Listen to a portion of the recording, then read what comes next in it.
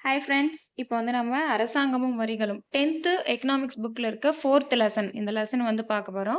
பாடம் பேர் வந்து பார்த்தீங்கன்னா, அரசாங்கமும் வரிகளும். இந்த பாடம் வந்து பார்க்கும்போது எனக்கு ஒரு விஷயம் வந்து உங்ககிட்ட வந்து ஷேர் பண்ணலாம் அப்படின்னு தோணுது. நம்ம லாஸ்ட் குரூப் 4 எழுதுனோம் இல்லையா? 2025ல.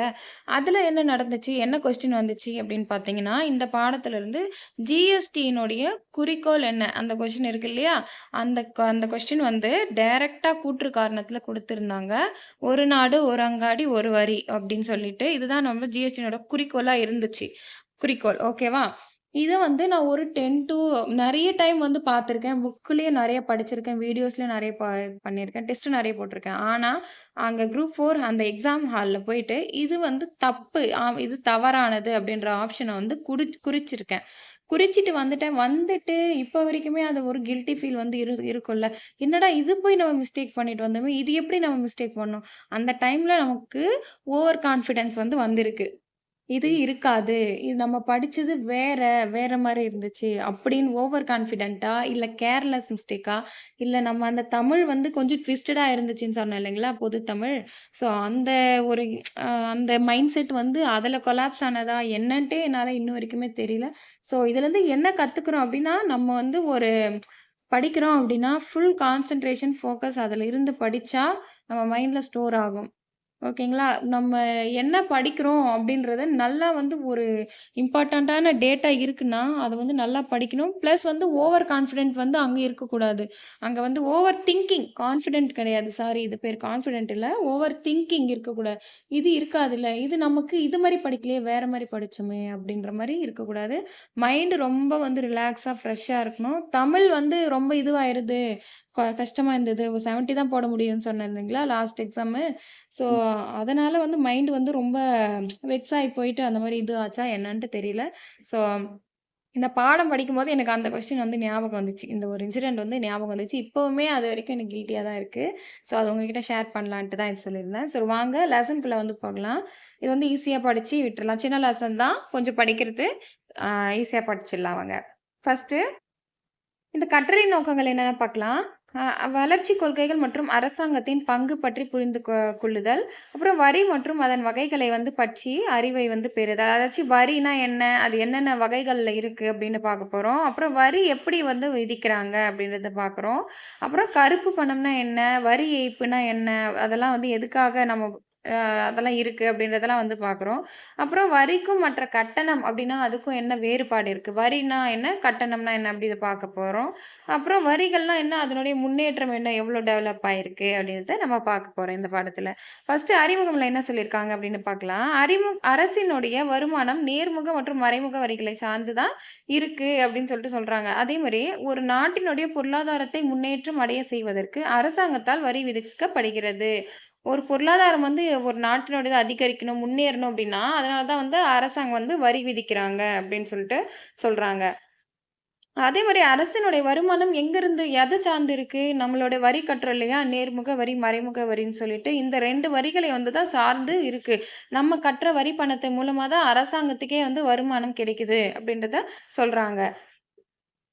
நேர்முக வரி அப்படின்றது தனிநபர் வருமானத்திலும், மறைமுக வரி அப்படின்றது பண்டங்கள் மற்றும் பணிகள் மீதும் விதிக்கப்படுது. இதன் மூலம் அரசாங்கம் அதன் நிதி ஆதாரங்களை வந்து திரட்டுறாங்க அப்படின்றத சொல்றாங்க. என்ன சொல்றாங்க? நேர்முக வரின்னா ஒரு தனி நபரோட வருமானம். இப்ப நீங்க இருக்கோம், நாம இருக்கோம். நம்ம வந்து ஏதாச்சும் ஒரு சேலரி வாங்குறோம் அப்படின்னா, அதுக்கு ஒரு ஒரு வரி போட்டு கவர்மெண்ட் வந்து வாங்கிப்பாங்க. இவ்வளோ சேலரி வாங்குறீங்க அப்படின்னு சொல்லி. இதே வந்து மறைமுக வரி அப்படின்னா என்ன அப்படின்னா, நம்மளுடைய பண்டங்கள் மற்றும் பணிகள் இருக்கு இல்லையா? அதுக்கான வரி தான் இந்த மறைமுக வரி. பண்டங்கள் மற்றும் பணிகள்லாம் ஒண்ணும் இல்ல. இப்ப நம்ம ஒரு பென்னு வாங்குறோம், ஒரு நோட் புக் வாங்குறோம் கடையில போயிட்டு. அதுக்கு நம்ம டைரக்ட்டா நோட் புக் வாங்கிட்டோம்னு சொல்லி கவர்மெண்ட்டுக்கு தனியா வரி கட்டுறோமா? கிடையாது. அது அந்த நோட் புக் உள்ளவே மறைஞ்சிருக்கு. ஸோ, அந்த நோட் புக் வாங்குறோம். அந்த ரூ. 10 எக்ஸாம்பிள் சொல்றேன். ரூ. 10 இப்ப நோட் புக் கிடைக்கல. ஃபார் எக்ஸாம்பிள்க்கு சொல்றேன் புரியிற மாரி. ரூ. 10 நோட் புக் வாங்குறோம் அப்டின்னா, ரூ. 8 தான் அந்த நோட் புக்கோடைய பிரைஸா இருக்கும். மீதி ரூ. 2 வந்து என்னது? வரி இருக்கு. வரி ஆட் ஆயி தான் நம்ம கட்டுறோம். இல்ல நம்ம டைரக்ட்டா போயிட்டு நம்ம கட்டுறோமா? கிடையாது. அந்த கடைக்காரருக்கு தான் கட்டுறோம். ஸோ கடைக்காரர் வந்து அந்த வரிகள வந்து கவர்மெண்ட்டுக்கு மறைமுகமா அவரும் கட்டுவாரு. ஸோ அதுதான் மறைமுக வரி. புரிஞ்சுச்சுங்களா? நேர்முக வரினா நம்ம டைரக்ட்டா நம்ம சேலரி வாங்குறோம், நம்ம கட்டுறோம் கவர்மெண்ட்டுக்கு. மறைமுக வரினா நம்ம இன்னொருத்தர் மூலமா அதாச்சும் ஒரு பொருள் வாங்குறோம். அந்த பொருள் இன்னொருத்தர் மூலமா தான் கட்டுற மாரி இருக்கு. மறைமுக முறை அப்படின்றது சொல்றாங்க. புரியுதுங்களா? டைரக்ட்டா கட்டாம மறைமுகமா கட்டுறோம். அதுதான் கான்செப்ட். இது புரிஞ்சுச்சுனாவே இந்த பாடம் ஈஸி உங்களுக்கு முடிஞ்சிச்சு. ஓகேங்களா? நெக்ஸ்ட்டு வளர்ச்சி கொள்கைகளில் அரசாங்கத்தின் பங்கு என்னென்னன்னு பார்க்குறோம். பாதுகாப்பு அல்லது ராணுவம். எதிரிகள் வந்து நாட்ட வந்து பாதுகாக்குறாங்க. ஸோ இது வந்து ஒரு அத்தியாவசிய பணியா இருக்கு. ஆமா. இது இது எல்லாருக்குமே தெரியும்ல. நாட்ட பாதுகாக்கிறது ஒரு அத்தியாவசிய பணியா இருக்கு.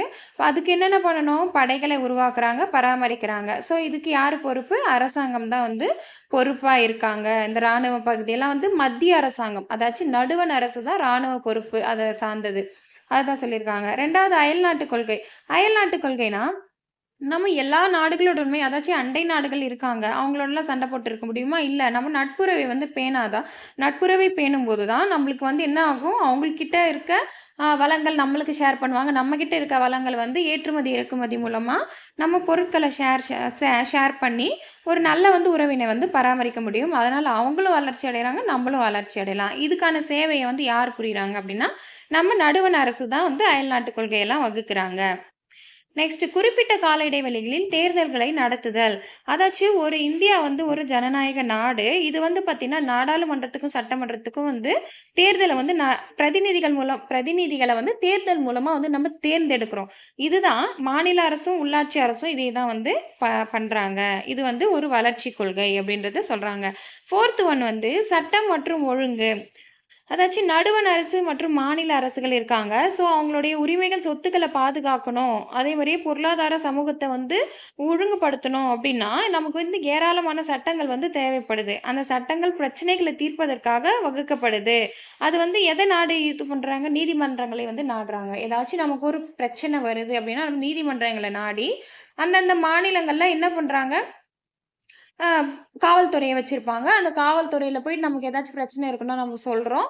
அது வந்து என்ன ஆகும்? நீதிமன்றத்துக்கு போகும். அது மூலமா நம்மளுடைய பிரச்சனை வந்து தீர்க்கப்படுது. இதுதான் வந்து ஒவ்வொரு மாநில அரசும் பின்பற்றுறாங்க அப்படின்றத சொல்றாங்க. மாநில அரசும் பின்பற்றுறாங்க. இதே கான்செப்ட் தான் நடுவண் அரசு. மத்திய அரசுலயும் அதே தான். மத்திய அரசுனா நமக்கு வந்து சுப்ரீம் கோர்ட் அந்த லெவல்ல போகும். மாநில அரசுனா ஹை கோர்ட் அந்த மாரி போகும். ஓகேங்களா?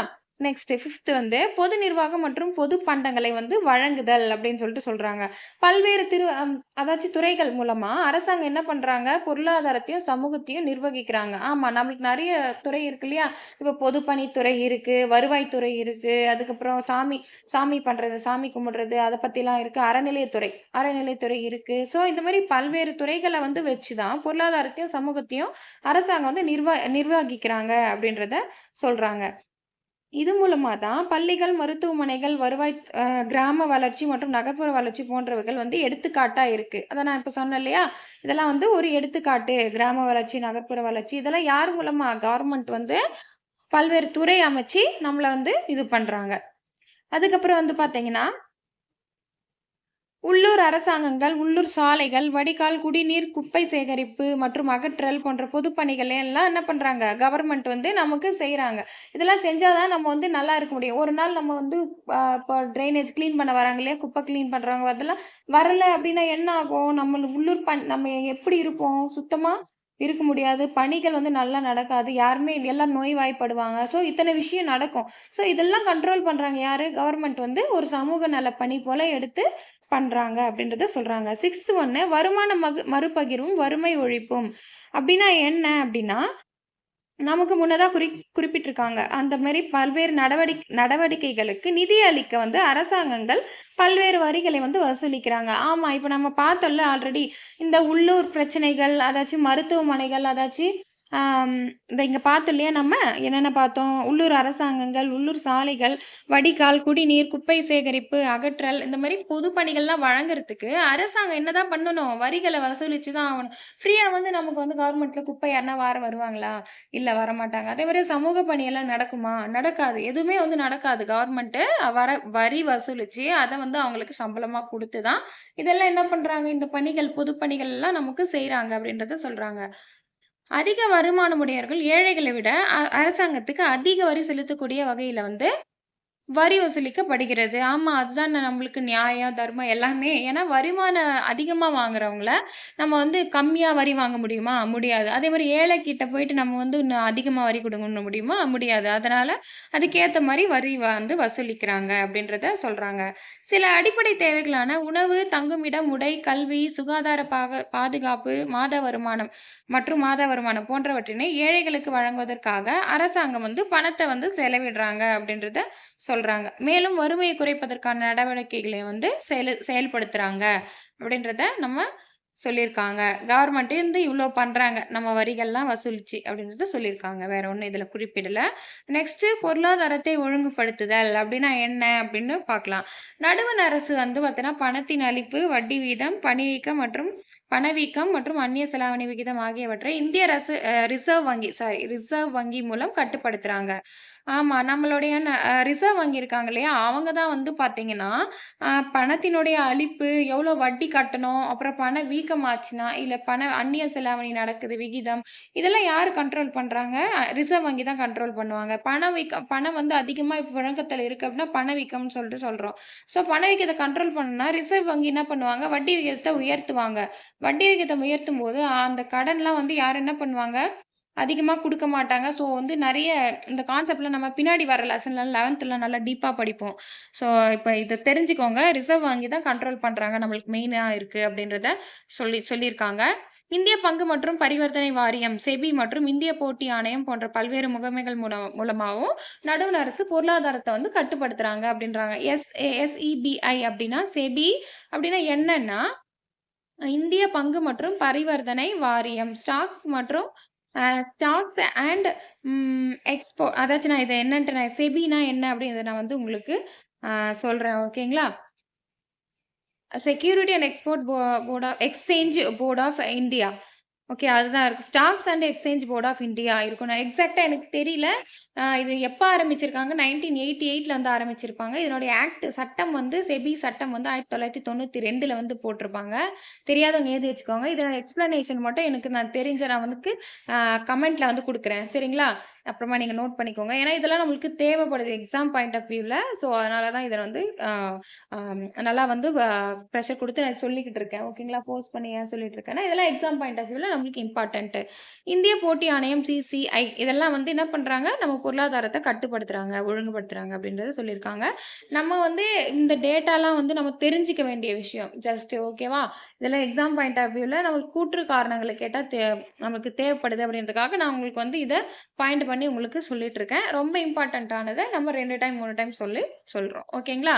நெக்ஸ்ட் இதுவரைக்கும் நம்ம வந்து ஒரு சின்ன வந்து ரிவிஷன் வந்து பார்த்துரலாம். என்ன பார்த்துருக்கோம் அப்படின்றத இந்த பேஜ். என்ன குடுத்துருக்காங்க, ஒரு நாட்டின் பொருளாதாரத்தை முன்னேற்றம் அடைய செய்யறதுக்கு அரசாங்கத்தால் என்ன பண்றாங்க, வரி விதிக்கப்படுகிறதுன்னு சொல்லியிருக்காங்க. அதே மாரி நேர்முக வரி அப்படின்றது எதை சார்ந்து இருக்கு அப்படின்னா, தனிநபர் வருமானத்த சார்ந்து இருக்கு. மறைமுக வரி அப்படின்னா, ஒரு பண்டங்கள், பணிகளுடைய ஆ மீது விதிக்கப்படுவது தான் வந்து மறைமுக வரி அப்படின்றத சொல்றாங்க. இதன் மூலமா அரசாங்கம் எதை திரட்டுறாங்க, நிதி ஆதாரங்கள வந்து திரட்டுறாங்க. அதே மாரி வளர்ச்சி கொள்கை, இதெல்லாம் வந்து நம்ம ஜஸ்ட் தெரிஞ்சுக்க வேண்டிய ஒன்று தான். ஸோ இதெல்லாம் ஒண்ணும் நமக்கு இம்பார்ட்டன்ட் கிடையாது. இந்த பேஜ்ல இத குடுத்துருக்காங்க பாருங்க. அதிகமான வருமானம் உடையவர்கள் தான் அதிகமா வந்து பே பண்ற மாரி வசூலிக்கிறாங்க கவர்மெண்ட். ஏழைகள் கிட்ட நம்ம அதுக்கேத்த மாரி வரி வசூல் செய்றாங்க. இது ஒரு நல்ல விஷயம் அப்படின்றத நம்மளுக்கு வந்து சொல்லியிருக்காங்க. அதே மாரி ஏழைகள் வந்து அதாச்சு அவங்களுடைய தங்குமிடம், அத்தியாவசிய தேவைகள் இருக்குது இல்லையா? அதெல்லாம் வந்து கவர்மெண்ட் வந்து வழங்குறாங்க.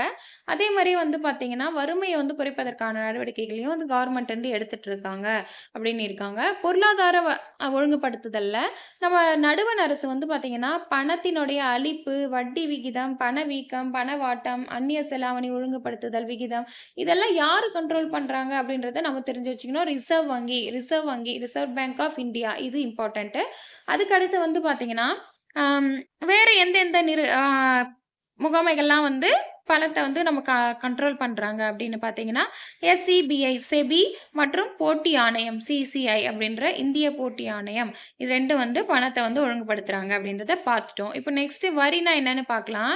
வரி அப்படின்ற சொல்லு எதிலிருந்து வந்துச்சு அப்படின்னா, வரி விதிப்பு என்பதிலிருந்து உருவாயிருக்கு அப்படின்றத சொல்றாங்க. இதன் பொருள் என்ன அப்படின்னா, மதிப்பீடு அப்படின்றத சொல்லியிருக்காங்க. வரி விதிப்பு என்பது அரசாங்கம் தனது செலவினங்களுக்காக பொதுமக்களிடமும், பெருநிறுவனங்களிடமும் வரிகளை விதித்து வருவாயை உருவாக்கும் ஒரு வழிமுறை ஆகும். ஆமா, நம்ம பார்த்தோம்ல வரி விதிப்புனா என்ன அப்படின்றத பார்த்தோம். தன்னுடைய செலவு அதாச்சு கவர்மெண்ட் செலவு பண்றாங்க. நமக்கு சமூக பணியெல்லாம் செஞ்சு செலவு பண்றாங்க. அத வந்து என்ன பண்றாங்க, அது ஈடுகட்டுறதுக்காக பொதுமக்களிடம் வந்து பெருநிறுவனங்களிலிருந்து வரிகளை வாங்கி, அந்த செலவெல்லாம் வந்து பண்றாங்க. அப்படின்றத நமக்கு சொல்லியிருக்காங்க. இதுதான் வந்து வரி அப்படின்றது சொல்லியிருக்காங்க. வரி மூலமா நிதி திரட்டுவது வரி விதிப்பினுடைய முக்கிய கொள்கைன்னு சொல்லியிருக்காங்க. இது ஜஸ்ட் தெரிஞ்சுக்க வேண்டிய ஒன்று. இதுலருந்து எக்ஸாம் பாயிண்ட் ஆஃப் வியூல ஒண்ணும் கிடையாது. நம்ம தெரிஞ்சுக்க வேண்டிய ஒரு விஷயம். வரி அமைப்புனா என்ன அப்படின்னு குடுத்துருக்காங்க பாருங்க. அதாச்சு ஒவ்வொரு வகையான வரியும் சில நன்மைகளையும், தீமைகளையும் பெற்றிருக்கு அப்படின்னு சொல்றாங்க. நாம் கொண்டுள்ள வரி அமைப்பு பல்வேறு வகையான வரிகளுடைய தொகுப்பு ஆகும் அப்படின்றத சொல்றாங்க. இது நான் பாயிண்ட் பண்ணாம விட்டுருக்கேன் பாருங்க. ஆடம் ஸ்மித் முதல் பல பொருளாதார வல்லுனர்கள் வரி விதிப்பு கொள்கையை வந்து கொடுத்துள்ளனர். அவைகளில் பொதுவான வகைகளை வந்து ஒன் செகண்ட் சாரி. பார்த்துக்கோங்க. ஆ. இங்க ஆடம் ஸ்மித் இருக்காரு இல்லையா? அவர் உட்பட பல பொருளாதார வல்லுனர்கள் வந்து வரி விதிப்பு கொள்கைகள வந்து கொடுத்திருக்காங்க அப்படின்னு சொல்லிட்டு சொல்றாங்க. இங்க வந்து பொதுவான வகைகள வந்து பார்க்கலாம் அப்படின்னு சொல்லியிருக்காங்க. ஃபர்ஸ்ட்டு வந்து சமத்துவ விதி குடுத்துருக்காங்க பாருங்க. 4 விதி குடுத்துருக்காங்க. பொதுவா ஒரு 4 விதி. என்னென்னு குடுத்துருக்காங்க? சமத்துவ விதி, உறுதி விதி, சிக்கன மற்றும் வசதி விதி. 4த் வந்து உற்பத்தி திறன் மற்றும் நெகிழ்ச்சி வரி அப்படின்றத சொல்லியிருக்காங்க. சமத்துவ விதினா ஒண்ணும் கிடையாது. வரி அப்படின்றது ஒரு கட்டாய கட்டணம். ஓகேவா? இதுல வந்து சமத்துவம் அப்படின்னா, அனைத்து பொருளாதார சமத்துவம் என்பது வடிவமைப்பதில் சமத்துவம் விதிய வந்து பின்பற்றுறாங்க அப்படின்றத அனைத்து பொருளாதார வல்லுனர்களும் ஒப்புக்கொள்கிறார்கள் அப்படின்றாங்க. அப்படின்னா என்ன அப்படின்னா, பணக்காரர்கள் ஏழைகளை விட அரசாங்கத்துக்கு அதிக வரி வந்து வருவாய செலுத்தணும். அதுதான் வந்து ஏன்னா ஏழைகள் கிட்ட வந்து அதிக வரி செலுத்துறதுக்கான திறன் இருக்குமா? அப்படின்னா இருக்காது. கொஸ்டின் மார்க் தானே. அவங்க எப்படி வந்து ஏழைகள் வந்து வரி அதிகமா செலுத்த முடியும்? ஸோ, அதுதான் வந்து சொல்றாங்க. சமத்துவ விதி அப்படின்னா, பணக்காரர்கள் ஏழைகளை விட அதிக வரி வந்து செலுத்த வேண்டும். இது வந்து ஆமா, இது சமத்துவமா பார்க்கப்படுது இல்லையா? சமத்துவ விதி இதுதான். உறுதி விதி அப்படின்னா, ஒவ்வொரு வரி செலுத்துவோருக்கும் முன்னாடி ஒரு ஒரு வருஷத்துல நீங்க இவ்வளோ தான் செலுத்தணும் அப்படின்னு சொல்லி, நம்ம முன்னாடியே கவர்மெண்ட் வந்து சொல்லிரணும். இவ்வளோ வரி வந்து நீங்க வ இது பண்ணணும், கட்டணும் அப்படின்றத கவர்மெண்ட் உறுதியா முன்னாடியே சொல்லிடணும். அதுதான் வந்து உறுதி விதி. 3க்கு வந்து சிக்கன மற்றும் வசதி விதி குடுத்துருக்காங்க பாருங்க. அப்படின்னா என்ன அப்படின்னா, வரி வந்து எளிமையா இருந்துச்சுன்னா, வரி செலுத்துவதற்கான செலவு வந்து என்ன பண்ணும்? குறைவா வந்து இருக்கும். வரி செலுத்துறதுக்கு போதுமான பணம் இருக்கிற நேரத்துல, வரி வசூலிச்சா தான் என்ன பண்ண முடியும்? அவங்க வந்து வரி செலுத்துவாங்க. இப்போ வரி செலுத்துறதுக்கு இப்போ மாச கடைசில வந்து எனக்கு வரி குடுங்க அப்படின்னு சொல்லிட்டு, இல்ல பணம் எதனா குடுங்க அப்படின்னு கேட்டா நம்ம குடுப்போமா? ஃபுல்லா வந்து நம்ம ஃபினிஷ் பண்ணி வச்சிருப்போம். காசு 0ல இருக்கும். அந்த டைம்ல நம்ம வரி கட்ட முடியுமா? முடியாது. ஸோ, எப்ப அவர்கிட்ட வரி கட்டுறதுக்கான பணம் இருக்கோ, அந்த டைம்ல வந்து வரி கட்டுற மாரி நம்ம ஃபோர்ஸ் பண்ணணும். இதுதான் வசதிக்கான வரி. ஆமா, அது கரெக்ட் தானே? வசதிக்கான வரி. சிக்கன வரி அப்டின்னா என்னன்னா, வரி எளிமையா இருக்கு அப்டின்னா, ஈஸியா என்ன பண்ணலாம், அவங்க வரி செலுத்துறதுக்கான செலவு வந்து கம்மியாகும். அதே மாரி வரி வசூலிக்கிறாங்க இல்லையா? அதுக்கான செலவும் கம்மியாகும். ஸோ, இது வந்து செலவு கம்மியாச்சுன்னா, ஆட்டோமேட்டிக்கா நம்ம சிக்கனம் படுத்துற மாரி தானே? ஸோ, அது சிக்கன வரின்னு சொல்லியிருக்காங்க. வசதி விதினா நான் ஆல்ரெடி சொல்லிட்டேன். ஒரு நபர்கிட்ட எப்ப காசு இருக்கோ, அப்ப வந்து வரி வாங்குனா, அவங்களுக்கும் வசதி. கட்டுறதுக்கு வசதி. இதான் வந்து வசதி விதி அப்படின்றத சொல்றாங்க. உற்பத்தி திறன் மற்றும் நெகிழ்ச்சி வரி அப்படின்னா என்ன அப்படின்னா, நெறைய வரிகளுக்கு பதிலாக அதாச்சும் உற்பத்தி பண்றாங்க, ஒரு விஷயத்த ஒரு பொருள உற்பத்தி பண்றாங்க அப்படின்னா, அது மேல நெறைய வரி போடாம, நெறைய இதுக்கு வரி, அதுக்கு வரி எல்லாத்துக்கும் ஒரு பென் உருவாகி வருது அப்படின்னா, ஒரு கம்பெனில அந்த பென் அந்த இடத்துல ஒரு வரி, அதுக்கப்புறம் அது வந்து ஒருத்தரு சேல்ஸ்மேன் கிட்ட, கடைக்காரர்கிட்ட வரும். அப்போ ஒரு வரி, அந்த மாரிலாம் போடாம, ஒரே வரியா வந்து அதிக வரியா போ அ ஒரே இடத்துல போட்டு, அதிக வரி போட்டு, அத வந்து என்ன பண்ணணும், அந்த உற்பத்திய வந்து இது பண்ணணும். கரெக்ட்டா வந்து உற்பத்தி திறன் வந்து ஒரே இடத்துல போடணும். நெறைய வரி போடாம, ஒரே இதுவா அதிக வரியா போடணும். இது வந்து உற்பத்தி திறன் வரி அப்படின்னு சொல்லிட்டு சொல்றாங்க. நெகிழ்ச்சி வரி அப்படின்னா, ஆம் நெகிழ்ச்சி வரின்னா என்னன்னா, மக்கள் வருமானம் அதிகரிச்சா என்ன ஆகும்? தானா வரி வருவாய வந்து அ அதிகரி அதிக செலுத்துறதுக்கான ஒரு இது வரும். வருமானம் அதிகரிக்கும்போது தானாகவே என்ன ஆகும்? அதிக வரி வருவாயை செலுத்தும் வகையில் வரி அமைப்பு வடிவமைக்கப்பட வேண்டும். இதுதான் வந்து நெகிழ்ச்சி வரி அப்படின்னு சொல்லிட்டு சொல்றாங்க. இது புரிஞ்சுச்சுங்களா? நெகிழ்ச்சி வரின்னா என்னன்னு புரிஞ்சுச்சுங்களா? வருமானம் அதிகரிச்சா ஆட்டோமேட்டிக்கா நம்மளும் என்ன பண்ணணும்? வரிய அதிகரிக்கணும். இது வந்து நெகிழ்ச்சி வரி. அவங்களும் ஈஸியா கட்டிடுவாங்க இல்லையா? ஸோ நெகிழ்ச்சியான விஷயம் தானே. ஸோ இது நெகிழ்ச்சி வரி அப்படின்றாங்க. இது ஃபர்ஸ்ட்டு உங்களுக்கு படிக்கும்போது ஒரு மாரி இருக்கும். ஃபர்ஸ்ட் டைம் நீங்க ஒரு டைம் வீடியோ பார்த்துட்டீங்கன்னா, உங்களுக்கு ஓரளவுக்கு ஒரு ஐடியா கிடைச்சிரும். 2வது டைம், 3வது டைம் ரிவிஷனுக்காக நீங்க புக் எடுத்து படிச்சாலும் சரி, இல்ல ப அகைன் வீடியோ எடுத்து பார்த்தாலுமே உங்களுக்கு 2வது டைம், 3வது டைம் படிக்கும்போது நெகிழ்ச்சிவரின்னா டக்குன்னு நமக்கு மைண்ட்ல வந்துரும். ஓ! நெகிழ்ச்சிவரின்னா இது நம்ம ஆல்ரெடி படிச்சோம்ல. 2 டைம், 3 டைம் நம்ம கேட்கும்போதே என்னாகும், அது ஆட்டோமேட்டிக்கா மைண்ட்ல வந்துரும். ஓகேங்களா? இது ரொம்ப ஃபர்ஸ்ட் டைமு ஒரு மாரி இருக்கும் இந்த பாடம். நெக்ஸ்ட்டு இந்த பேஜ் பார்க்கலாம். வரி விதிப்பு முறை நல அரசு என்ற கருத்தை மையமாக கொண்டு செயல்படுகிறது அப்படின்னு குடுத்துருக்காங்க. வரி விதிப்பு முறை நல அரசு. ஆமா, கவர்மெண்ட் நல்லா இருந்தா தான் நம்ம என்ன பண்ண முடியும்? பல சேவைகள வந்து பெற முடியும். அதான் நல அரசு. நெக்ஸ்ட்டு அதுதான் மையமா கொண்டு செயல்படுறாங்க. வரிகள் என்பவை எந்தவித எதிர்பார்ப்புமின்றி நேரடியாக அரசாங்கத்திற்கு செலுத்துகின்ற கட்டாய கட்டணமே ஆகும் அப்படின்னு குடுத்துருக்காங்க. ஆமா, எந்த எதிர்பார்ப்பும் வந்து அதுல நாம பார்க்க முடியாது. பேராசிரியர் செலிக்மன் என்ன சொல்லியிருக்காரு அப்படின்னா, வரி என்பது ஒரு குடிமகன் அரசுக்கு கட்டாயமாக செலுத்தும் செலுத்துகையாகும். அரசிடம் இருந்து எந்தவித நேரடி நன்மையும் எதிர்பார்க்காமல், கட்டாயமாக செலுத்த வேண்டியதே வரி அப்படின்னு வரையறை பண்ணியிருக்காரு. யாரு? செலிக்மேன். செலுத்தணும். வரிய வந்து செலுத்தணும் அப்படின்னு யார் சொல்லியிருக்காரு? செலிக்மேன். இதுதான் க்ளூ வேர்டு. வரிய வந்து செலுத்தணும். அப்ப செலிக்மேன். அவர் தான் என்ன சொல்லியிருக்காரு? அரசுக்கு கட்டாயமாக செலுத்தும் செலுத்துகை அப்படின்னு சொல்லிட்டாரு. அதனால நம்ம எதையும் எதிர்பார்க்க முடியாது. அததான் வந்து செலிக்மேன் வந்து சொல்லியிருக்காரு. வரிகள் ஏன் விதிக்கப்படுகின்றன குடுத்திருக்காங்க பாருங்க. வரலாற்று காலத்தில் இருந்தே நாடுகளும் அதற்கு இணையாக செயல்படும் அரசுகளும் வரி விதிப்பின் மூலம் பெற்ற நிதியிலிருந்தே பல செயல்களை வந்து நிறைவேற்றி இருக்காங்க. ஆமா, அது கரெக்ட் தானே. வரலாற்று காலத்திலிருந்தே அப்பத்திலிருந்தே வரி வந்து செலுத்தியிருக்காங்க அப்படின்றத சொல்றாங்க. அவைகளில் சில பொருளாதார உட்கட்டமைப்பு செலவுகள், போக்குவரத்து, சுகாதாரம், பொது பாதுகாப்பு, கல்வி, உடல் நலம், ராணுவம், அறிவியல் ஆராய்ச்சி, கலாச்சாரம், கலைகள், பொதுப்பணிகள், பொது காப்பீடுகள் மற்றும் அரசாங்க செயல்பாடுகள் போன்றவை ஆகும் அப்படின்றத சொல்லியிருக்காங்க. வரிகளை உயர்த்துவதற்கான அரசாங்கத்தின் திறன் வந்து நிதி திறன் என்று கூறப்படுகிறது. இது ஜஸ்ட் தெரிஞ்சுக்க வேண்டிய ஒன்று தான். இதெல்லாம் வந்து அந்த அளவுக்கு பாயிண்ட் வந்து எக்ஸாம் பாயிண்ட் ஆஃப் வியூலலாம் வந்து கிடையாது. தெரிஞ்சுக்க வேண்டியது இதெல்லாம் நமக்கு தேவை.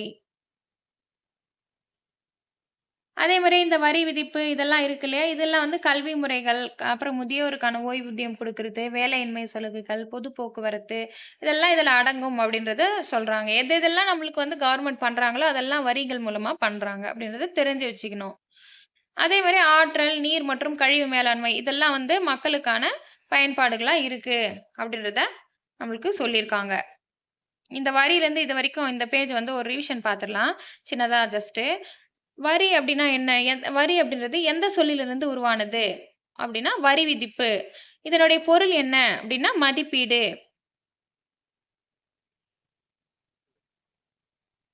வரி அமைப்பு எத்தனை விதிகள்ல வந்து வந்திருக்கு அப்டின்னா, 4 என்னன்னா சமத்துவ விதி, உறுதி விதி, சிக்கன மற்றும் வசதி விதி, உற்பத்தி திறன் மற்றும் நெகிழ்ச்சி வரி அப்டின்றது 4 இதுல குடுத்துருக்காங்க பாத்துக்கோங்க. வரி விதிப்பு டேஷை கருத்தை மையமாக கொண்டுள்ளது. நல அரசு கருத்து. அப்புறம் வரிகள் என்பவை எந்தவித எதிர்பார்ப்பும் நேரடியாக அரசாங்கத்திற்கு கட்டுகின்ற குடிமகன். வரி என்பது ஒரு குடிமகன் அரசுக்கு கட்டாயமாக செலுத்தும் செலுத்துகை அப்படின்னு யார் சொல்லியிருக்காரு? பேராசிரியர் செலிக்மேன். இதெல்லாம் ஜஸ்ட் டேட்டா தான் இருக்கு. நெக்ஸ்ட் வரிகளின் வகைகள் பார்க்கலாம். நேர்முக வரிகள், மறைமுக வரிகள் அப்படிதான் வந்து வரிகளினுடைய வகைகள். இதுலயே வந்து நேர்முக வரினா என்னன்னு பார்க்கலாம். பார்க்கலாமா? நேர்முக வரி அப்படின்றது ஒரு தனிநபர் அல்லது நிறுவனம் அதன் மீது நேரடியாக விதிக்கப்படுவது நேர்முக வரி. இந்த வரியை மற்றவர் மீது வந்து மாத்த முடியாது. ஓகேவா? இதுதான் நேர்முக வரி. இத வந்து பேராசிரியர் ஜே.எஸ். மில்லின் அவர் என்ன சொல்றாரு? நேர்முக வரிய பத்தி என்ன சொல்லியிருக்காரு? நேர்முக வரி என்பது யார் மீது வரி விதிக்கப்பட்டதோ அவரே அவ்வரியை செலுத்துவது ஆகும். வரி செலுத்துபவரே வரிச் சுமையை ஏற்க வேண்டும் அப்படின்னு சொல்லியிருக்காரு. பாருங்க, மில்லின் என்ன சொல்லியிருக்காரு? நீங்க நம்ம க்ளூ எப்படி வச்சுக்கலாம்? மில்லியன் பணம் வச்சிருந்தாலும் நீங்க வரிய செலுத்தி தான் ஆவணும். நேர்முக வரியா இருந்தா அப்படின்றத ஞாபகம் வச்சுக்கலாம். ஓகேங்களா? மில்லியன் பணம் செலுத்தினா தான் அத பேராசிரியர் ஜே.எஸ். மில்லின். அவர் என்ன சொல்லியிருக்காரு அப்படின்னா, யார் மீது வரி விதிக்கப்பட்டதோ அவரே அவ்வரியை செலுத்துறது தான் நேர்முக வரி அப்படின்றது சொல்றாங்க. அவரு வேற யார் மேலயும் அந்த வரிய வந்து வரிச்சுமையை வந்து திணிக்க முடியாது. இதுதான் வந்து பேராசிரியர் மில்லின் சொல்லியிருக்காரு. சில நேர்முக வரிகள். என்னென்ன வரிகள் பார்க்கலாமா? வருமான வரி இருக்கு, சொத்து வரி மற்றும் நிறுவன வரி. இதெல்லாம் வந்து நேர்முக வரிகள். ஆமா. என்ன வருமான வரிய வந்து நான் இப்போ வருமானம் வாங்குறேன். நான் வந்து வேற ஒருத்தர்கிட்ட நீங்க வந்து வரிய கட்டிடுங்க அப்படின்னு சொல்ல முடியுமா? முடியாது. அதேமாரி சொத்து வரி. இப்ப என்கிட்ட ஒரு சொத்து இருக்கு. அந்த சொத்து மூலமா வந்து எனக்கு லாபம் கிடைக்குது. அந்த லாபத்த வந்து நான் தான் வந்து அதுக்கு வரி கட்டணும். இன்னொருத்தர்கிட்ட நம்ம கட்ட முடியுமா? கட்டுன்னு சொல்ல முடியும். கட்ட சொல்ல முடியாது. இது வந்து நேர்முக வரி இதுவும். நிறுவன வரி. நிறுவனம் இப்போ வந்து ஒரு நிறுவனம் வந்து அமைச்சு வந்து அது வந்து டெவலப் பண்ணிட்டு நல்லா போய்க்கிட்டு இருக்கு. அந்த நிறுவன வரி நம்ம டைரக்ட்டா வந்து கவர்மெண்ட் கிட்ட கட்டுறோம். நிறுவன வரி. ஓகேவா? அத வந்து நம்ம வேற யார்கிட்டனா கட்ட சொல்ல முடியுமா? வேற ஒரு 3வது பெர்சன் கிட்ட நீங்க போய் கட்டுங்க அப்படின்னு சொல்ல முடியாது. இதெல்லாம் நேர்முக வரியில வந்து வந்துருது. நேர்முக வரின்னா புரிஞ்சிருக்கும்னு நெனைக்கிறேன். இந்த பாக்ஸ் டேட்டா பார்க்கலாம். இந்தியாவில் முதல் முதலாக வருமான வரி 1860ஆம் ஆண்டு சர் ஜேம்ஸ் வில்சன் என்பவரால் அறிமுகப்படுத்தப்பட்டது. ஃபர்ஸ்ட் வருமான வரி வந்து யாரால வந்து அறிமுகப்படுத்தப்பட்டுச்சு அப்டின்னா, சர் ஜேம்ஸ் வில்சன் அவரால் தான் அறிமுகப்பட்டிருக்கு. எந்த ஆண்டு அப்டின்னா 1860ஆம் ஆண்டு. இது வந்து பார்த்தீங்கன்னா, 1857ஆம் ஆண்டு புரட்சியின் மூலம் ஏற்பட்ட இழப்புகளை ஈடுகட்ட, அரசாங்கத்தின் மூலம் போடப்பட்ட ஆணையே வரி விதிப்பு ஆகும் அப்டின்றத சொல்றாங்க. அதாச்சு வருமான வரி முதலில் இந்தியால யார் வந்து கொண்டு வந்திருக்காங்க? யாரால அறிமுகப்படுத்தப்பட்டது அப்டின்னா, சர் ஜேம்ஸ் வில்சன். ஓகேங்களா? எந்த ஆண்டு அப்டின்னா 1860. அதுக்கான ரீசனும் வந்து சொல்லியிருக்காங்க. என்ன சொல்லியிருக்காங்க? அ 1857 புரட்சி நடந்துச்சு இல்லையா? அப்ப நெறைய வந்து அதாவது போர் கணக்கு தான் ஆகுது. அதுவும் நெறைய பேரு சண்டை ஃபைட்லாம் பண்ணி, நெறைய வந்து இழப்புகள்லாம் நேரிட்டுச்சு. அந்த செலவுகள்லாம் ஈடுகட்டணும் கவர்மெண்ட் அப்டின்னா என்ன பண்ணணும்? வரி விதிக்கணும். அதுக்காக போடப்பட்டது தான் இந்த வருமான வரி ஆகும் அப்டின்றத சொல்றாங்க. பார்த்துக்கோங்க. Box data important. நெக்ஸ்ட் வருமான வரின்னா என்ன? வருமான வரி அப்டின்றது ஒண்ணும் கிடையாது. இந்தியாவுல வரி அதாச்சு இந்தியாவில் விதிக்கப்படுகின்ற நேர்முக வரிகளில் மிக முக்கியமான வரி வந்து இந்த வருமான வரி அப்டின்றத சொல்லியிருக்காங்க. இது தனிநபர் பெறக்கூடிய வருமானத்திலிருந்து பெறப்படக்கூடிய வரி தான் வருமான வரி. இதனுடைய விகிதம் வந்து வருமான அளவ பொறுத்து மாறுபடலாம் அப்டின்றத சொல்லியிருக்காங்க. நெக்ஸ்ட் வந்து இது கொஞ்சம் டேட்டா ஒண்ணும் கிடையாது. வருமான வரி வலைத்தளத்தின் மூலமா வந்து நடப்பு ஆண்டிற்கான வருமான வரி எவ்வளோ அப்டின்றத மாணவர்கள் அறிஞ்சுக்கலாம். இது வந்து ஒண்ணும் கிடையாது. பாக்ஸ்ல இருக்கிறதுனால படிச்சு காமிச்சது. நெக்ஸ்ட் நிறுவன வரி.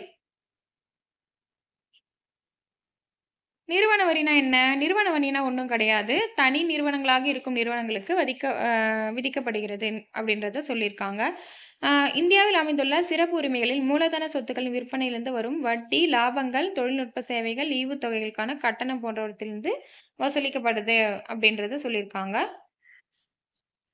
இந்த வரி வந்து வெளிநாட்டு நிறுவனங்கள் பெறும் வருமானத்தின் மீது விதிக்கப்படுகிறது. என்ன சொல்லியிருக்காங்க? நிறுவனங்கள் வெளிநாட்டிலருந்து நம்ம வந்து இங்க வந்து ஒரு நிறுவனம் வந்து இது பண்ணியிருக்காங்க.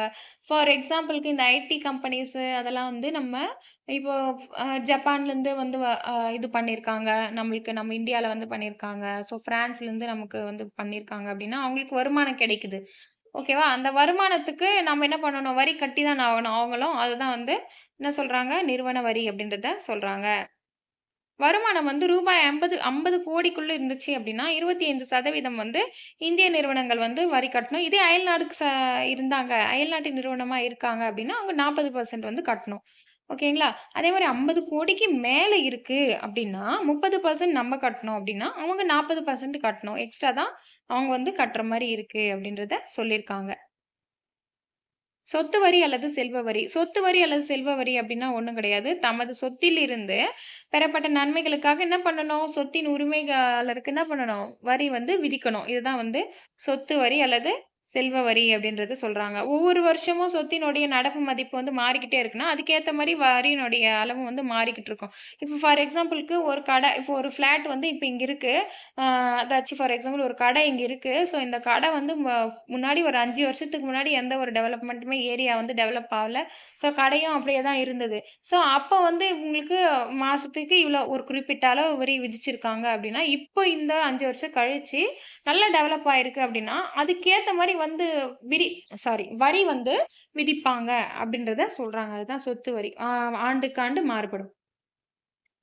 நெக்ஸ்ட் இது வந்து இம்பார்ட்டன்ட் பாக்ஸ் டேட்டா பாருங்க. இந்தியாவில் அரசாங்கத்தினால் 3 அடுக்குகள் வரி வசூலிக்கப்படுகிறது. நடுவண் அரசால் எளிதில் வசூலிக்கக்கூடிய வரிகள் இருக்கு அப்படின்னு என்னென்ன சொல்லியிருக்காங்க. இந்தியாவில எத்தனை அடுக்கு? 3 அடுக்குகள் வரி வசூலிக்கிறாங்க. இந்தியால கிட்டத்தட்ட அனைத்து நேரடி வரிகளும் நடுவண் அரசால தான் வசூலிக்கப்படுகிறது. பொருட்கள் மற்றும் சேவைகளுக்கான வரி வந்து நடுவண் மற்றும் மாநில அரசாங்களால் வசூலிக்கப்படுகிறது. சொத்துகளுக்கான வரி உள்ளூர் அரசாங்கங்களினால் வசூலிக்கப்படுகிறது அப்படின்றத சொல்லியிருக்காங்க. அதாச்சு எல்லா நேரடி வரிகளும் வந்து பார்த்தீங்கன்னா, நடுவண் அரசால வசூலிக்கிறாங்க. அதேபோல பொருட்கள் அதாச்சு பொருட்கள் மற்றும் பண்டங்கள், சேவைகள் இருக்கு இல்லையா? அந்த ஜிஎஸ்டி. ஜிஎஸ்டி வரி வந்து 2 அரசும் நடுவண் அரசும் விதிக்கிறாங்க, மாநில அரசும் வசூலிக்கிறாங்க. அதேமாரி சொத்துக்களுக்கான வரி வந்து உள்ளூர் அரசுங்களால வசூலிக்கப்படுகிறது. சொத்துலாம் இருக்கு அப்டின்னா, அது வந்து அ உள்ளூர் அரசு தான் வந்து இது பண்ணுவாங்க. ஓகேங்களா? இந்த 3 அடுக்குகள்ல பார்த்துட்டோமா? மாநில அரசு என்னென்ன வரி, அதாச்சு மத்திய அரசு என்ன வரி, அதேமாரி உள்ளூர் அரசாங்கம்லாம் என்ன வரி, அது பார்த்தாச்சு. இந்தியாவில் நேரடி வரிகளை விட மறைமுக வரி மூலமா தான் அதிகமா வந்து வரி வசூலிக்கப்படுகிறது அப்டின்றாங்க. மறைமுக வரி மூலமா. ஓகேங்களா? இந்தியாவின் முக்கிய மறைமுக வரி சுங்க வரியும், பண்டங்கள் மற்றும் பணிகள் வரியும் ஆகும். முக்கியமான மறைமுக வரி எதுன்னா சுங்க வரி. சுங்க வரி மூலமா அதிக வரி வசூலிக்கப்படுறோம். அதே மாரியே ஜிஎஸ்டி மூலமாவும் என்ன ஆகுது? அதிகமா நம்மளுக்கு லாபம் வருது. அதிக வருவாய் ஈட்டுறாங்க அப்படின்றத சொல்லியிருக்காங்க. மறைமுக வரிகள்னா என்ன? ஒருவர் மீது விதிக்கப்பட்ட வரிச்சுமை மற்றொருவருக்கு மாற்றப்பட்டால் அது மறைமுக வரி எனப்படும். நம்ம பார்த்துட்டோம். நேரடி வரினா மற்றவங்களால மாத்த முடியாது. மறைமுக வரினா மற்றவர்கள் மேல மாற்ற முடியும். வரி விதிக்கப்பட்டவர் ஒருவர், வரி சுமையை சுமப்பவர் வேறொருவர் ஆவார். ஆகையால் மறைமுக வரியில் வரியை செலுத்துபவர் வரிச் சுமையை சுமப்பவர் அல்லர் அப்படின்னு குடுத்திருக்காங்க. சில மறைமுக வரிகள் என்னென்ன பார்க்கலாம். முத்திரைத்தாள் வரி, பொழுதுபோக்கு வரி, சுங்கத் தீர்வை மற்றும் பண்டங்கள் மற்றும் பணிகள் ஜிஎஸ்டி மீதான வரி. இதெல்லாம் வந்து மறைமுக வரிகளுக்கான ஒரு எடுத்துக்காட்டுகள். இந்த எடுத்துக்காட்டுகள் நம்ம நல்லா பார்த்து வச்சுக்கோங்க. மறைமுக வரியில முத்திரைத்தாள் வரினா என்ன? இப்ப அரசாங்க ஆவணங்கள் இருக்கு. திருமண பதிவு செய்றாங்க. மேரேஜ் ரிஜிஸ்டர் பண்றாங்க. சொத்து தொடர்பான ரிஜிஸ்ட்ரேஷன்லாம் நடக்குது. ஸோ ஒப்பந்த பத்திரங்கள்லாம் இருக்கு. இதுக்கெல்லாம் வந்து விதிக்கப்படுறது என்ன வரி? அதான் மறைமுக வரி. இத வந்து முத்திரைத்தாள் வரி அப்டின்ட்டு சொல்றாங்க. பொழுதுபோக்கு வரினா என்ன? இப்ப நம்ம மூவிக்கு போறோம். அப்புறமா பார்க்கு போறோம். அப்புறம் பொருட்காட்சி, எக்ஸிபிஷன் போறோம். விளையாட்டு அரங்கத்துக்கு போறோம். விளையாட்டு நிகழ்ச்சிகள் ஆகியதெல்லாம் பார்க்கறதுக்கு போறோம். ஸோ இதெல்லாம் வந்து பார்க்கறதுக்கு போறோம் இல்லையா? இதுக்கெல்லாம் விதிக்கப்படுற வரி தான் என்னது? பொழுதுபோக்கு வரி அப்படின்றத சொல்றாங்க. அதுதான் வேற ஒண்ணும் இல்ல இதுல. சுங்கத்தீர்வை அல்லது கலால் வரி அப்படின்னா என்ன அப்படின்னா, விற்பனையை விட உற்பத்தியின் இயக்கத்தில் உள்ள எந்த ஒரு உற்பத்தி பொருட்களின் மீதும் விதிக்கப்படும் வரியாகும். அதாச்சு விற்பனை பண்றாங்கல்ல, அத விட இவ்வரி பொதுவாக விற்பனை வரி போன்ற மறைமுக வரிகளுக்கு கூடுதலாக விதிக்கப்படுகிறது. அதாச்சு வந்து பார்த்தீங்கன்னா, சுங்கத் தீர்வை வரி அப்டின்னா, உற்பத்தியினோட இயக்கத்துல உற்பத்தி பொருட்கள் மீது விதிக்கப்படக்கூடிய வரியாகும். இப்போ ஒரு ஒரு பொருள் உற்பத்தி ஆகுது. உற்பத்தி ஆயிட்டு அது வந்து இங்கருந்து அங்க கைமாறும். இங்கருந்து அங்க போவும், அங்கருந்து இங்க வரும். ஸோ இந்த மாரிலாம் உற்பத்தியினுடைய இயக்கத்துல விதிக்கப்படக்கூடிய வரி தான் வந்து சுங்கத் தீர்வை அல்லது கலால் வரி அப்டின்றது சொல்றாங்க. அப்புறம் ஜிஎஸ்டி பண்டங்கள் மற்றும் பணிகள் மீதான வரிகள். ஜிஎஸ்டினா கூட்ஸ் அண்ட் சர்வீஸ் டாக்ஸ். இது உங்களுக்கு தெரியும். இந்த கொஸ்டின் தான் நான் வந்து முன்னாடி பாடம் ஆரம்பிக்கும்போது நான் சொல்லியிருந்தேன். இந்த பார்ட் தான். பண்டங்கள் மற்றும் பணிகள் வரி என்பது மறைமுக வரிகளில் ஒன்று அப்படின்னு சொல்லிட்டோம். இந்த வரி வந்து இந்திய பாராளுமன்றத்தில மார்ச் 29ஆம் தேதி 2017ஆம் ஆண்டு நிறைவேற்றப்பட்டது. ஸோ இது எப்படி ஞாபகம் வச்சுக்கலாம்? இந்திய பாராளுமன்றத்தில எப்ப நிறைவேற்றினாங்க அப்படின்றது, மார்ச் 29 நம்ம மங்கள் பாண்டே இருந்திருப்பாரு. மங்கள் பாண்டே வந்து 1857 புரட்சியில அவருக்கு மேல இருந்த ஒரு அதிகாரிய வந்து சுட்டுக் கொன்னிருப்பாரு. ஸோ அ அந்த நாள் தான் மார்ச் 29. அதே நாள தான் நம்ம ஜிஎஸ்டியும் கொண்டு வந்திருக்கோம். அது 1857ஆம் ஆண்டு. இது 2017ஆம் ஆண்டு. அவ்வளோதான் வித்தியாசம். அதுலயும் 7 இதுலயும் 7 வருது பார்த்துக்கோங்க. ஸோ அது மாரி ஒரு க்ளூக்காக இது சொல்லியாச்சு. ஓகேங்களா? இதன் குறிக்கோள் ஒரு நாடு, ஒரு அங்காடி, ஒரு வரி என்பதாகும். இந்த ஒரு பாயிண்ட்ட தான் நம்ம கூற்று கேள்வியில குடுத்து நமக்கு கொஸ்டின் கேட்டிருந்தாங்க. குரூப் 4ல 2025ல. ஸோ இந்த பாயிண்ட்ட தான் நான் படிச்சுட்டு ஓவர் திங்கிங் பண்ணி, இது கிடையாது. இது கூற்று தவறுன்னு சொல்லி போட்டு வந்தாச்சு. ஸோ இந்த பாயிண்ட்ட நல்லா பார்த்துக்கோங்க. ஒரு நாடு, ஒரு அங்காடி, ஒரு வரி. இது மதிப்பு கூட்டப்பட்ட வரி போன்று பல முனை வரி இல்லாமல், இது ஒரு முனை வரி ஆகும். அப்படின்றத சொல்லியிருக்காங்க. இது வந்து ஒரு முனை வரி அப்படின்றது ஞாபகம் வச்சுக்கணும். இது பல முனை வரி கிடையாது. வேல்யூ ஆடட் டாக்ஸ் தான் பல முனை வரி. இது வந்து ஒரு முனை வரி. இதான் வேறுபாடு. இதனுடைய அமைப்பு பார்க்கலாம். ஜிஎஸ்டியினுடைய அமைப்பு மாநில பண்டங்கள் மற்றும் பணிகள் வரி எஸ்ஜிஎஸ்டி அப்படின்றது இருக்கு. அதே மாரி சிஜிஎஸ்டி அப்படின்றது இருக்கு. ஐஜிஎஸ்டி அப்படின்றது இருக்கு. சிஜிஎஸ்டி சாரி எஸ்ஜிஎஸ்டி அப்படின்னா என்ன அப்படின்னா, அதாச்சும் ஸ்டேட்டுக்குள்ளவே மாநில பண்டங்கள் மற்றும் பணிகள் வரி. அதுதான் வந்து மாநிலத்துக்குள்ளவே வந்து இது போடக்கூடிய வரி தான் வந்து எஸ்ஜிஎஸ்டி. அதாச்சும் மதிப்பு கூட்டு வரி, விற்பனை வரி, கொள்முதல் வரி, பொழுதுபோக்கு வரி, ஆடம்பர வரி, பரிசுச் சீட்டு வரி, மாநில கூடுதல் கட்டணம் மற்றும் வரிகள் இதெல்லாம் இதுல அடங்குது. சிஜிஎஸ்டி அப்படின்னா மத்திய பண்டங்கள் மற்றும் பணிகள் வரி. சென்ட்ரல் அதாச்சும் சீனா சென்ட்ரல். ஸோ அது வந்து மாநிலத்திற்குள்ள ஓகேங்களா? இதுவும் மாநிலத்திற்குள்ளன்னு குடுத்துருக்காங்க பிராக்கெட்ல. இது என்னன்னு பார்க்கலாம். மத்திய சுங்கத் தீர்வை, சேவை வரி, ஈடுசெய் வரி, கூடுதல் ஆயத்தீர்வை, கூடுதல் கட்டணம், கல்வி கட்டணம், இடைநிலை கல்வி மற்றும் மேல்நிலை கல்வி வரி இதெல்லாம் வந்து சிஜிஎஸ்டி. அதாச்சும் மத்திய பண்டங்கள் மற்றும் பணிகள் வரி. ஒருங்கிணைந்த பண்டங்கள் மற்றும் பணிகள் வரி அப்படின்னா ஐஜிஎஸ்டி. ஜிஎஸ்டி பொறுத்தவரைக்கும் கவர்மெண்ட் வந்து சென்ட்ரல் கவர்மெண்ட்டும் வாங்குவாங்க, ஸ்டேட் கவர்மெண்ட்டும் வாங்குவாங்க. அதுதான் வந்து இது சொல்லியிருக்காங்க. இது வந்து ஐஜிஎஸ்டி அப்படின்னா 4 முக்கிய ஜிஎஸ்டி விகிதங்கள் உள்ளன. ஐஜிஎஸ்டி இன்டகிரேட்டட் ஜிஎஸ்டி தான் ஐஜிஎஸ்டி. நோட் பண்ணிக்கோங்க. இதுல குடுக்கல. அ இது ஜிஎஸ்டி விகிதங்கள் பொறுத்தவரைக்கும் 5 குடுத்துருக்காங்க. நம்மளுடைய 11த் புக்லலாம் எடுத்துக்கிட்டீங்க பார்த்தீங்கன்னா 5 குடுத்துருப்பாங்க. 0%, 5%, 12%, 18%, 28%ன்னு சொல்லி 5 விகிதங்கள் வந்து குடுத்துருப்பாங்க. இங்க 4 குடுத்துருக்காங்க. No problem. அத்தியாவசிய பொருட்கள் இருக்கு இல்லையா? காய்கறிகள் மற்றும் உணவு தானியங்கள் போன்ற வாழ்க்கைக்கு தேவையான அத்தியாவசிய பண்டங்களுக்கு வரி வந்து விலக்கு அளிக்கப்பட்டிருக்கு. ஸோ 0% அதுதான் வந்து 5 குடுத்துருக்காங்க. இது 4 குடுத்துருக்காங்க. என்னென்ன வந்துட்டு பார்த்துக்கோங்க. அவ்வளோதான். நெக்ஸ்ட் 1954ஆம் ஆண்டு ஃபர்ஸ்ட் பண்டங்கள் மற்றும் பணிகள் வரியை கொண்டு வந்த நாடு எது அப்டின்னா, பிரான்ஸ் தான். ஃபர்ஸ்ட் ஜிஎஸ்டிய கொண்டு வந்த நாடு எது? பிரெஞ்சான ஒரு நாடு பிரான்ஸு. எந்த ஆண்டு? 1954 ஓகேங்களா? இப்ப இது ஒரு சின்ன ரிவிஷன் பார்க்கலாம். வரிகளின் வகைகள்லருந்து நம்ம பார்க்கணும். வரிகளின் வகைகள்லாம் நேர்முக வரி. நேர்முக வரின்னா ஒரு டைரக்ட்டா ஒருத்தர் செலுத்த வேண்டிய வரி தான் நேர்முக வரி. அது வந்து நேர்முக வரி யார் மீது வரி விதிக்கப்பட்டதோ அவரே வரிய செலுத்தணும் அப்படின்னு சொல்லிட்டு யார் சொல்லியிருக்காரு அப்படின்னா, ஜே.எஸ். மில்லின் அவர் வந்து சொல்லியிருப்பாரு. வரி செலுத்துபவரே வரி சுமையை ஏற்க வேண்டும் அப்படின்னு சொல்லிட்டு.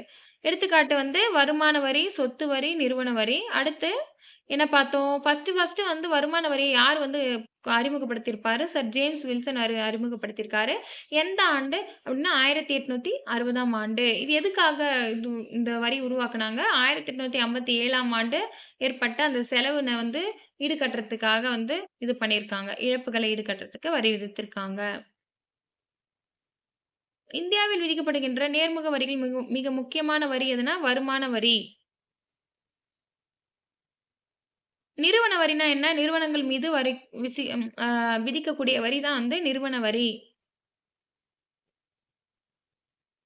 இது வந்து 50 கோடிக்குள்ள இருந்துச்சுன்னா, நம்மள இந்திய நிறுவனங்கள் 25% கட்டணும். அயல்நாட்டு நிறுவனங்கள்லாம் இருந்தா 40% தான் 40% கட்டணும். அதேமாரி 50 கோடிக்கு மேல இருந்தாலும் 40% தான் கட்டணும். நம்ம வந்து 30% கட்டணும். ஜஸ்ட் பார்த்துக்கோங்க. சொத்து வரி அல்லது செல்வ வரின்னா நம்ம பார்த்துட்டோம். சொத்திலிருந்து பெறப்பட்ட நன்மைகளுக்காக கட்டக்கூடிய வரி தான் வந்து சொத்து வரி. இந்திய அரசாங்கத்தினால் எத்தனை அடுக்குகள் வந்து வரி செலுத்துறாங்க? 3 அடுக்குகள். அதாச்சு என்னென்ன வரி? நடுவண் அரசால் வசூலிக்கக்கூடியது நேரடி வரி அப்படின்னு சொல்லிட்டு சொல்றாங்க. அதே மாரியே வந்து இந்த ஜிஎஸ்டி வந்து ஸ்டேட் கவர்மெண்ட்டாலயும் வ அ இது பண்றாங்க. சென்ட்ரல் கவர்மெண்ட்லயும் இது பண்றாங்க ஜிஎஸ்டி வரி. அதே மாரியே வந்து அ இன்னும் என்ன வரி பார்த்தோம்? உள்ளூர் வரி. அதாவது சொத்துக்களுக்கான வரியெல்லாம் யார் வந்து இது பண்றாங்க? உள்ளூர் அரசாங்கங்களால வசூலிக்கப்படுறாங்க அப்படின்றது 3 அடுக்குகள் அப்படின்றத பார்த்தோம். நேரடி வரிகளை விட எந்த வரி வந்து அதிக வரி வசூ அ வரி வ வருவாய் வந்து அளிக்குது அப்படின்னா, மறைமுக வரி வந்து அதிக வருவாய் அளிக்குது அப்படின்னு சொல்லிட்டு சொல்றாங்க. முக்கியமான வரிகள்லாம் சுங்க வரியும், ஜிஎஸ்டியும் தான் முக்கிய மறைமுக வரியா வந்து சொல்றாங்க. மறைமுக வரினா என்னன்ட்டு பார்த்தோம். ஒருவர் மீது சுமக்கப்பட்ட ஒரு வரி சுமைய மற்றொரு மீது மாற்றப்பட்டால் அது வந்து மறைமுக வரி அப்படின்றத பார்த்துட்டோம். மறைமுக வரி என்னென்ன முத்திரைத்தாள் வரி, பொழுதுபோக்கு வரி, சுங்கத்தீர்வை, பண்டங்கள் மற்றும் பணிகள் வரி. இதெல்லாம் வந்து மறைமுக வரி அப்படின்றத சொல்லி பார்த்தாச்சு. அதுக்கு அடுத்து வந்து ஜிஎஸ்டினா என்னன்ட்டு பார்த்தோம். Goods and service tax. So இது வந்து எப்ப மத்திய பாராளுமன்றத்தால வந்து நிறைவேற்றப்பட்டது அப்டின்னா, மார்ச் 29 மார்ச் 29, 2017ஆம் ஆண்டு. இதுக்கு க்ளூ வந்து அந்த மங்கள் பாண்டே ஞாபகம் வச்சுக்கோங்கன்னு சொன்னோம். ஸோ அடுத்து வந்து பார்த்தீங்கன்னா, அம் இது வந்து எப்பத்துலருந்து செயல்பட்டு வருதுன்னு நம்ம பார்க்கல அதுல. ஜூலை 1, 2017லிருந்து தான் வந்து இது செயல்பாட்டுக்கு வருகிறது. இது நம்ம அப்ப பார்க்கல. ஸோ ரிவிஷன்ல பார்க்குறோம். ஜூலை 1, 2017 ஞாபகம் வச்சுக்கோங்க. ஜூலை 7 வருதா? 7வது மாசம் வருதா? ஸோ, அது அது ஞாபகம் வச்சுக்கோங்க. ஜூலை 1 அத அப்படியே உல்டாவா பண்ணா 1/7 வந்துரும். இதனுடைய குறிக்கோள் என்ன? ஒரு நாடு, ஒரு அங்காடி, ஒரு வரி. ஓகேங்களா? இது வந்து எதற்கு மாற்றாக கொண்டு வரப்பட்டது? Value added tax. அதாவது மதிப்பு கூட்டப்பட்ட வரிக்கு மாற்றாக கொண்டு வரப்பட்டது. இது வந்து ஒரு முனை வரி. அது VAT பலமுனை வரி. பண்டங்கள் ஜிஎஸ்டியோட அமைப்பு வந்து பார்க்கலாம். எஸ்ஜிஎஸ்டி, சிஜிஎஸ்டி, ஐஜிஎஸ்டி அப்டின்னா, எஸ்ஜிஎஸ்டினா மாநிலத்துக்குள்ள நடக்குது. சிஜிஎஸ்டினா மத்திய பண்டங்கள் மற்றும் பணிகள் வரி. ஐஜிஎஸ்டினா ஒருங்கிணைந்த பண்டங்கள் மற்றும் பணிகள் வரி.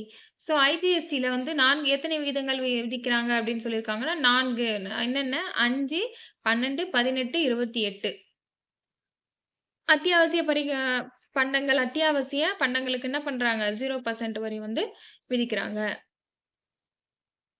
முதலில் 1950ஆம் ஆண்டு ஜிஎஸ்டி அறிமுகப்படுத்திய நாடு எது? அப்படின்னா பிரான்ஸ்.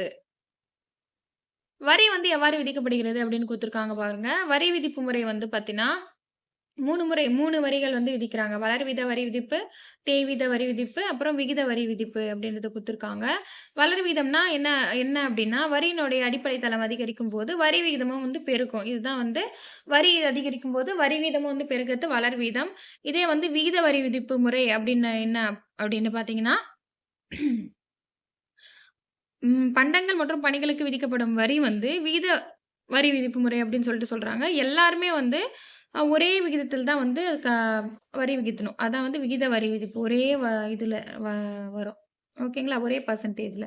தேய்வீத வரி விதிப்புனா, அதிக வருமானம் ஈட்டுறவர்களை விட, குறைந்த வருமானம் ஈட்டுபவர்களிடம் அதிக வரி விகிதம் விதிப்பதை குறிக்கிறது. இதான் வந்து தேய் வீதம் அப்படின்னு சொல்லிட்டு சொல்றாங்க. அதிகமா ஒருத்தர் வருமானம் வாங்குறாங்க. அவங்க கிட்ட விட, கம்மி வருமானம் வாங்குறாங்க இல்லையா? அவங்க கிட்ட அதிகமா வந்து வரி வாங்குறது. இதுதான் தேய் வீத அப்படின்னு சொல்லிட்டு சொல்றாங்க. இது வளர் வீதத்துக்கு ஆப்போசிட்டான ஒரு வரி விதிப்பு அப்படின்றது சொல்றாங்க. இதுக்கான எக்ஸாம்பிள் இங்க குடுத்துருக்காங்க. பாக்ஸ்ல பாருங்க. இந்த பாருங்க வளர் வீதத்துல வந்து பாத்தீங்கன்னா, வரி அடிப்படை 10,000 சம்பாரிக்கிறாங்க. வரி வீதம் வந்து 10%ல வாங்குறாங்க. 20,000 சம்பாரிக்கிறாங்கன்னா, அதுக்கேத்த மாரி அதிகமாகுது. 15% 30,000ன்னா 25% அதிகமாகுது. ஸோ இது வளர் வீதம் அப்படின்னு சொல்லிட்டு சொல்றாங்க. இதே விகித வரி அப்படின்னா, ஒரே விகிதத்தில் தான் இருக்கும். 10% தான் இருக்கு பாருங்க. 10,000 வாங்குனாலும் 10%, 20,000 வாங்குனாலும் 10% வரி தான்.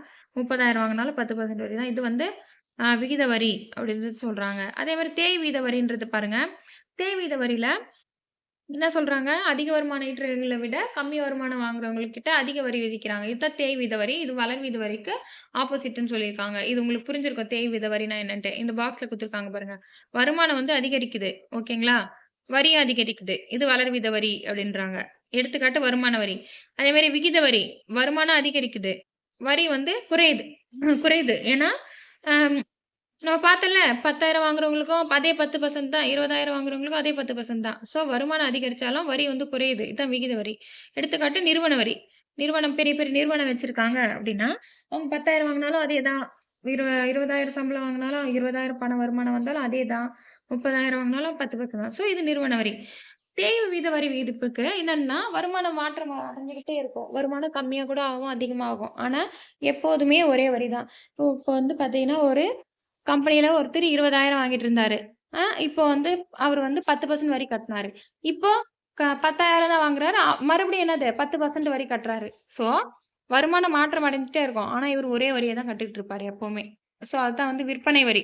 எடுத்துக்காட்டு வந்து விற்பனை பண்றாருல்ல அவரு. விற்பனை வரி தான் வந்து தேய்வு வீத வரியிலிருந்து வரும். ஓகே. நெக்ஸ்ட் கருப்பு பணம்னா என்ன? கருப்பு பணம்னா உங்களுக்கு எல்லாம் தெரியும். கருப்பு சந்தையில் ஈட்டப்பட்ட வருமானம் மற்றும் செலுத்தப்படாத வரி பணம் தான் வந்து கருப்பு பணம். கருப்பு பணம். பிளாக் மணி அப்படின்றத சொல்றாங்க. வரி நிர்வாகியிடம் மறைக்கப்பட்ட கணக்கு காட்டப்படாத பணம் தான் வந்து கருப்பு பணம் அப்படின்றத சொல்றாங்க. அதனுடைய காரணங்கள் என்ன அப்படின்னா, பண்டங்கள் பற்றாக்குறையா இருக்கும்போது என்ன ஆகும்? கருப்பு பணம் வந்து அதிகரிக்கும். அதே மாரி உரிமம் பெறும் முறையில ப்ராப்ளம் இருந்துச்சுன்னா, அப்போ கருப்பு பணம் ஈஸியா வந்து இது பண்ணுவாங்க. தொழில்துறையினுடைய பங்கு, கடத்துறாங்க. இதெல்லாம் வந்து கருப்பு பணத்தினுடைய அ இது காரணங்களா இருக்கு. வரியினுடைய அமைப்பு இதெல்லாம் வந்து காரணங்களா இருக்கு. ஜஸ்ட் தெரிஞ்சுக்கோங்க. நெக்ஸ்ட் வரி ஏய்ப்பு, டாக்ஸ் எவேஷன் அப்படின்னா என்ன அப்படின்னா, சட்டவிரோதமா வந்து வரி செலுத்தணும் அப்படின்னு தெரிஞ்சும் கட்டாம இருப்பாங்க. வரியே கட்ட மாட்டாங்க. அதுதான் வந்து வரி ஏய்ப்பு அப்படின்றது சொல்றாங்க. இது வந்து ஜஸ்ட் பார்த்துக்கோங்க. இது வந்து வரி ஏய்ப்பு சேர்க்கப்பட்டவை. இதெல்லாம் வந்து பார்த்துக்கோங்க. 4 பாயிண்ட் இருக்கு. வரி ஏய்ப்பும் அபராதமும். இதெல்லாம் வந்து பார்த்தீங்கன்னா, ஒரு 5 ஆண்டு வரைக்கும் வந்து சிறை வைக்கிறாங்க அப்படின்றத சொல்றாங்க. அதே மாரி கடுமையான குற்றச்சாட்டுகள் இருந்துச்சுன்னா, அவங்களுக்கு அபராதம் செலுத்துறாங்க. இதெல்லாம் வந்து ஜஸ்ட் பார்த்துக்கோங்க. இதெல்லாம் எக்ஸாம் பாயிண்ட் ஆஃப் வியூல அந்த அளவுக்கு வராது. வரி ஏய்ப்புனா என்னன்னு தெரிஞ்சுக்கிட்டீங்க. நெக்ஸ்ட் வரிகளும் முன்னேற்றமும். பொருளாதாரத்த முன்னேற்றத்துல வரி வந்து ரொம்ப இம்பார்ட்டன்ட்டான ஒரு பங்கு வகிக்குதுன்னு முன்னாடியே பார்த்துட்டோம். ஃபர்ஸ்ட்னா வளங்களை திரட்டுறது, வருமான ஏற்றத்தாழ்வுகளை வந்து குறைக்கிறது, சமூக நலன், அந்நிய செலாவணி, வட்டார முன்னேற்றம், பணவீக்கத்தை கட்டுப்படுத்துது. இதெல்லாம் வந்து பார்த்தீங்கன்னா என்னது? வரி வரிகளுடைய அதான் பொருளாதாரம் வந்து எப்படி முன்னேறுது வரிகள்னால குடுத்துருக்காங்க. ஜஸ்ட் டேட்டா தான் இருக்கு. இதெல்லாம் பார்த்து வச்சுக்கோங்க. எக்ஸாம் பாயிண்ட் ஆஃப் வியூல எதுவும் கிடையாது. ஜஸ்ட் தெரிஞ்சுக்கோங்க. இதெல்லாம் இதெல்லாம் இருக்கு அப்படின்றத. நெக்ஸ்ட் வரினா என்ன? கட்டணம்னா என்ன? அப்படின்னு பார்க்குறோம். வரி என்பது எந்தவித பிரதிபலனும் இல்லாமல் அரசாங்கத்துக்கு கட்டாயமாக செலுத்தக்கூடிய செலுத்துகை அப்படின்றாங்க. கட்டணம் அப்படின்றது பணிகளை பயன்படுத்துவதற்காக செலுத்துவதாகும். ஏதாச்சும் நமக்கு தேவை அப்படின்னா கட்டணம் கட்டி நம்ம இது பண்றோம்.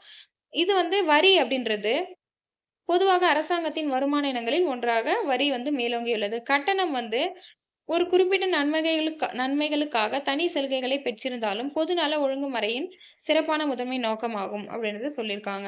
வரி என்பது கட்டாய செலுத்துகை. ஆனா கட்டணம்ன்றது தன்னார்வமா தான் நம்ம வேணும்னா நம்ம எடுத்துக்கலாம். கட்டாயமா செலுத்தணும் அப்படின்ற அவசியம் இல்லை அப்படின்றாங்க.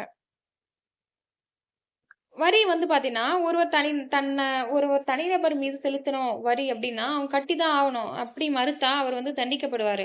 ஆனா, கட்டணம் வந்து அப்படி கிடையாது. பணிகளை எனக்கு விருப்பம் இல்ல அப்டின்னா என்ன பண்ணலாம்? நான் கட்டணம் செலுத்த தேவை அவசியம் இல்லை. அததான் சொல்லியிருக்காங்க. வரி செலுத்துபவர்கள் நேரடியாக எந்தவித சலுகைகளையும் எதிர்பார்க்க முடியாது. ஆமா, கரெக்ட் தானே இந்த பாயிண்ட். அது என்னென்ன உதாரணம் வந்து என்னென்ன வரி? வருமான வரி, அன்பளிப்பு வரி, சொத்து வரி, மதிப்பு கூட்டு வரி இதெல்லாம் வந்து குடுத்துருக்காங்க உதாரணமா. கட்டணம் செலுத்துவதன் மூலம் இதே கட்டணம்ல வந்து பார்த்தீங்கன்னா, கட்டணம் செலுத்துறாங்க அப்டின்னா, அந்த நுகர்வோர்கள் நேரடியாக சலுகைகள வந்து பெறலாம் அப்டின்றத சொல்லியிருக்காங்க. எடுத்துக்காட்டு முத்திரை வரி, ஓட்டுநர் உரிமக் கட்டணம், அரசாங்க பதிவு கட்டணம் இதெல்லாம் வந்து என்னது? கட்டணம் அப்டின்றத சொல்லியிருக்காங்க. ஆமா. இப்ப ஓட்டுநர் லைசென்ஸ் வாங்கணும்னா நம்ம கட்டணம் கட்டி தானே வாங்கணும். நம்ம இல்ல நான் கட்ட மாட்டேன்னா குடுப்பாங்களா? குடுக்க மாட்டாங்க. இதெல்லாம் கட்டணம்ல வந்து அடங்கும். பாட சுருக்கம் வந்து வந்தாச்சு. நேர்முக வரினா என்ன? நடுவண் அரசு, மாநில அரசுக்கு அல்லது உள்ளாட்சி அமைப்புகளுக்கு நேரடியாக செலுத்தும் வரி தான் வந்து நேர்முக வரி அப்படின்றது சொல்றாங்க. வ அதுக்கப்புறம் வருமான வரினா என்ன? தனிநபர்கள் ஈட்டப்பட்ட வருமானத்திற்காக கட்டக்கூடிய வரி தான் வந்து வருமான வரி. உள்ளூர் வரினா என்ன? உள்ளாட்சி அமைப்பு அல்லது அரசின் மூலம் ஒரு நகரம் அல்லது ஒரு நாட்டின் எல்லைக்குள் விதிக்கப்படுகின்ற வரி தான் வந்து உள்ளூர் வரி அப்படின்னு சொல்லி முடிக்கிறோம். இது ஜஸ்ட் ஒரு பார்க்கலாம். ரீகால் வந்து பண்ணிடலாம் என்னென்ன அப்படின்னுட்டு. வரி வந்து எத்தனை இதுவா விதிக்கிறாங்க? வளர் வீத விதிப்பு முறை. சாரி மதிப்புன்ட்டே வருது எனக்கு. நெக்ஸ்ட் தேய் வீத வரி விதிப்பு. அப்புறம் வந்து விகித வரி விதிப்பு அப்படின்றது 3 பார்த்துட்டோம். பிளாக் மணினா என்ன? கருப்பு சந்தையில் ஈட்டப்பட்ட வருமானம் அல்லது செலுத்தப்படாத வரி பணம் தான் பிளாக் மணி அப்படின்றத சொல்றாங்க. வரி ஏய்ப்புனா என்ன? வரி ஏய்ப்புனா டாக்ஸ் எவாஷன் தனி நபர்கள், நிறுவனங்கள் மற்றும் அறக்கட்டளைகள் மூலம் ஆகவே சட்டவிரோதமாக வரிய செலுத்தாமல் இருக்கிறது தான் வரி ஏய்ப்பு அப்படின்றது சொல்றாங்க. அடுத்து என்ன பார்த்தோம்? வரிகளின் முன்னேற்றமும் அதெல்லாம் பார்த்துட்டோம். ஜஸ்ட் பார்த்துக்கணும். இதுல அந்த அளவுக்கு டேட்டாஸ் கிடையாது. வரினா என்னன்னு பார்த்துட்டோம். கட்டணம்னா என்ன அப்படின்றத பார்த்தோம். வரின்றது கட்டாய செலுத்துகை. கட்டணம்னா தன்னார்வமா செலுத்தலாம். பாடம் வந்து முடிந்து விட்டது. வெற்றிகரமாக முடித்து விட்டோம். இந்த கலைச்சொற்கள் பகுதி வந்து நமக்கு தமிழ்ல இருக்கு இல்லையா? இத நம்ம பார்த்துக்கலாம். வரி அப்படின்னா வரி விதிப்பு அப்படின்னா லிவீடு. வரி விதிப்புனா லிவீடு. ஏற்ற இறக்கம் ஃப்ளக்சுவேஷன். செலவை ஈடுகட்ட அப்படின்னா டிஃப்ரே. கொள்கை மொழிவோர் அப்படின்னா ப்ரோபோனன்ட்ஸ். வளர் வீத வரி ப்ராக்ரசிவ் டாக்ஸ். குறை வீத வரி ரிக்ரசிவ் டாக்ஸ். ஒரே வீத வரி ப்ரொபோர்ஷனேட் டாக்ஸ். ஏய்ப்பு அப்படின்னா ஏவேஷன். முடிச்சாச்சு வெற்றிகரமா பாடம் வந்து முடிக்கப்பட்டது. அனைவரும் படித்து பயன்பெறுங்கள். குரூப் 4ல வெற்றி அடையுமாறு என்னுடைய வாழ்த்துக்களை தெரிவித்துக் கொள்கிறேன். Thank you.